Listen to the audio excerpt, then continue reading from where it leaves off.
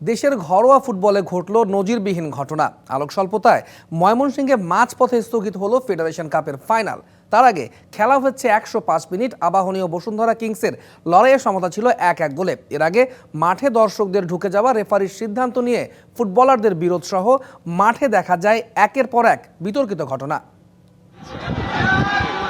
রোদ, বৃষ্টি, ঝড়, রংধনু, সেই সাথে মাঠের উত্তেজনা কি ছিল না ময়মনসিংহের শিরোপার লড়াইয়ে। তবে সবকিছু ছাড়িয়ে নেতিবাচক কারণে ইতিহাস গড়ল ফেডারেশন কাপের ফাইনাল ম্যাচ।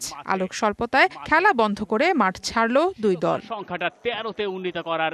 লিগে পিছিয়ে পড়লেও ফেডারেশন কাপ টাইটেলটা ধরে রাখতে মাঠে নেমেছিল বসুন্ধরা। শিরোপা নিজেদের করে নেওয়ার লক্ষ্যেই শুরু থেকে অ্যাটাকিং ফুটবলের প্রদর্শনী। ষষ্ঠ মিনিটেই কিংসের আর্জেন্টাইন ফরওয়ার্ড হুয়ান লেসকানোর হেডে লিড নেয় বসুন্ধরা।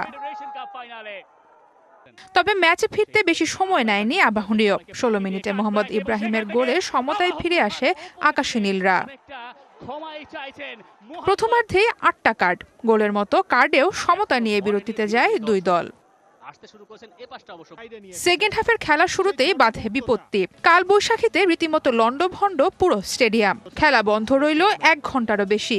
এরই মাঝে নিরাপত্তা বেষ্টনী পেরিয়ে মাঠে দর্শক ঢুকে গেলে শুরু হয় বিতর্ক।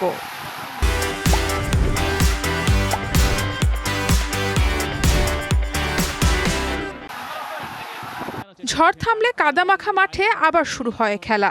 গোল করতে মরিয়া দুই দল, কিন্তু একটার পর একটা সুযোগ পেলেও কাজে লাগাতে পারেনি কেউ। 90 মিনিটের খেলায় আর কোনো গোল না হলে ম্যাচ গড়ায় অতিরিক্ত সময়ে।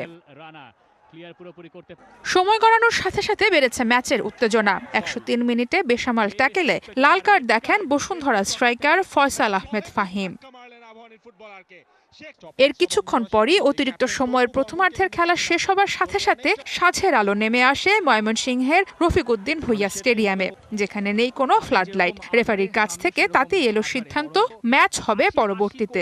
অমীমাংসিত ফাইনালের নজিরবিহীন এক ঘটনার সাক্ষী হলো বাংলাদেশের ফুটবল।